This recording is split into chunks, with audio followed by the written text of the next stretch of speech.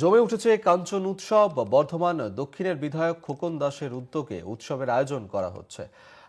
গতকালই আমরা দেখেছি যে মঞ্চ মাতিয়েছিলেন গায়ক নীরজ শ্রীধর। আজ এই কাঞ্চন উৎসবের তৃতীয় দিন, আর কাঞ্চন উৎসবের তৃতীয় দিনেও থাকছে বিশেষ চমক। প্রত্যেক দিনই কলকাতা টিভির পর্দায় কাঞ্চন উৎসবের সরাসরি সম্প্রচার আপনারা দেখতে পাচ্ছেন। আপনাদেরকে কাঞ্চন উৎসব প্রাঙ্গণে নিয়ে যাব। আমাদের সঙ্গে সেখান থেকেই রয়েছেন আমাদের প্রতিনিধি জুহিতা। জুহিতা, কাঞ্চন উৎসব ইতিমধ্যেই শুরু হয়ে গেছে। বিগত দুটো দিন আমরা দেখেছি সেখানে বিশিষ্ট শিল্পীরা তারা এসেছিলেন। আর কি চমক থাকছে, আজকে কে আসছেন এই কাঞ্চন উৎসবে? একেবারে তুমি যেমনটা বলছিলে যে একেবারে ইতিমধ্যেই জমে উঠেছে কাঞ্চন উৎসব 2026। আজকের তৃতীয় দিন এবং আজকের বিশেষ অতিথি থাকছে রিচা শর্মা। এবং তুমি জানো রিচা শর্মা মানে ধামাকাদার অনেক গান হবে। তিনি অনেক সুপারহিট গান গেয়েছেন এবং গতকালে যে নীরজ শ্রীধর এসেছিলেন তার রেশ এখনো পর্যন্ত কাটেনি, সেটা মেলার মাঠ দেখলেই বোঝা যাবে। আজকে রিচা শর্মা তিনি আছেন এবং তার যে নাচ, তিনি যে নাচে গানে মাতিয়ে দেবেন সেটা তো বলার অপেক্ষায় থাকে না। তার মধ্যে তোমাকে জানিয়ে রাখি, আমাদের কঙ্কালেশ্বরী মায়ের মন্দিরে ইতিমধ্যে কিন্তু পুজো শুরু হয়ে গেছে এবং কিছুক্ষণ পরে সেখানে ভোগ বিতরণ শুরু হবে।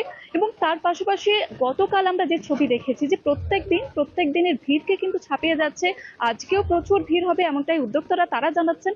এবং মেলার মাঠে ইতিমধ্যেই প্রস্তুতি চলছে, একদিকে স্টেজের প্রস্তুতি চলছে, তার পাশাপাশি যে বিভিন্ন স্টলগুলো এসেছে তারাও কিন্তু নিজেদের প্রস্তুত করছে রাতের জন্য। কারণ যেভাবে ভিড় বাড়ছে আমরা দেখেছি গতকাল, প্রত্যেক দিনের ভিড়কে ছাপিয়ে যাচ্ছে। আজকেও প্রচুর ভিড় হবে এমনটাই তারা আশা করছেন যারা ব্যবসায়ী রয়েছেন। এবং এই যে কাঞ্চন উৎসব প্রত্যেক বছর বহু দূর দূরান্ত থেকে বহু মানুষ এখানে আসে। তুমি জানো ইতিমধ্যেই যে বহু, শুধুমাত্র শহর কলকাতা নয়, তার পাশাপাশি বর্ধমান নয়, বিভিন্ন জেলা থেকে এখানে কিন্তু প্রচুর মানুষ ভিড় জমায়। এবং শুধুমাত্র যে রাজ্যের মধ্যে সীমাবদ্ধ নেই, এই কাঞ্চন উৎসবের খ্যাতি জাতীয় স্তরে পৌঁছে গিয়েছে এবং বিভিন্ন রাজ্য থেকেও কিন্তু এই কাঞ্চন উৎসবের টানে বহু মানুষ আসছে। তার পাশাপাশি তুমি জানো যে কাঞ্চন উৎসব মানেই কিন্তু কৃষি, শিল্প, পুষ্পচিত্র সব মিলিয়ে একটা মিলন মেলা।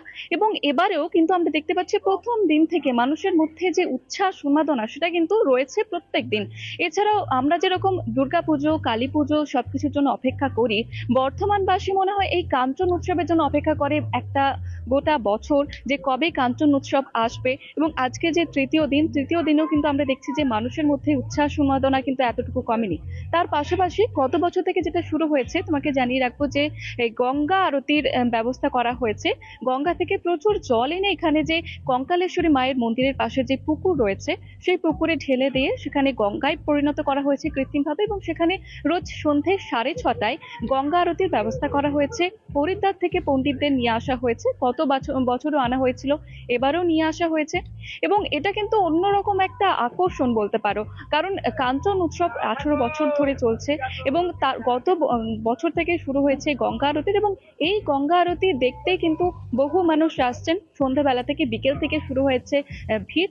তার পাশাপাশি আমাদের কঙ্কালেশ্বরী মায়ের মন্দির, সেখানে যে সকালে এবং সন্ধ্যাবেলায় যে আরতি হয়, পুজো হয়, মায়ের আরাধনা করা হয়, সেটা দেখতেও কিন্তু বহু মানুষ আসে। তার পাশাপাশি এখানে 10 টাকার অন্নভোগ, বহু মানুষ আছেন যারা কিন্তু শুধুমাত্র মায়ের প্রসাদ খাবার জন্যই, ভোগ খাবার জন্যই আসছেন।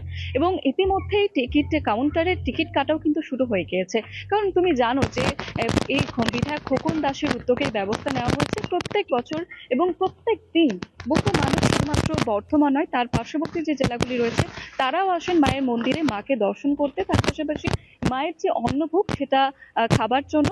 তার পাশে যেমনটা তোমাকে জানাবো যে যেমনটা কিছুক্ষণ আগে জানাচ্ছিলাম যে বহু মানুষ কিন্তু আসছে। এবং যাতে কোনো রকমের বিশৃঙ্খলা না ঘটে, যাতে কোনো রকমের অপ্রীতিকর ঘটনা না ঘটে, সেই কথা কিন্তু পুলিশ প্রশাসন মাথায় রেখেই ব্যারিকেডের ব্যবস্থা করা হয়েছে, কঠোর নিরাপত্তা ব্যবস্থা করা হয়েছে এবং বলা যেতে পারে যে নিরাপত্তায় মরে ফেলা হয়েছে। আমি আমার সহকর্মীকে একটু বলবো যে একটু মাঠের চিত্রটা তুলে ধরতে। সেখানে কিন্তু বাঁশ দিয়ে ব্যারিকেড করে দেওয়া হয়েছে যাতে ভিড়ের সময় কোনো রকমের অপ্রীতিকর ঘটনা না ঘটে।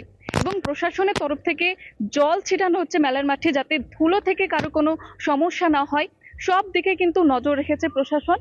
এবং তার সঙ্গে সঙ্গে আরো একটা চমক, সেটা হচ্ছে কলকাতা টিভি স্টল। তুমি জানো যে প্রত্যেকদিন সন্ধ্যে 7টা থেকে 8টা কলকাতা টিভি স্টলে কুইজের একটা অনুষ্ঠান ছোট্ট করে আয়োজন করা হয়েছে, যেখানে আকর্ষণীয় পুরস্কার থাকছে। যারা এখানে উপস্থিত থাকছেন তাদের জন্য সহজ কিছু প্রশ্ন এবং তার সঙ্গে নাচ গান আনন্দ মজা সবকিছুর মধ্যেই আমরা হাজির হয়ে গেছি কলকাতা টিভি স্টল নিয়ে। প্রত্যেক বছর আমরা আসি এবং এবারেও রয়েছে আমাদের কলকাতা টিভি স্টলে নতুন নতুন চমক। অভিক।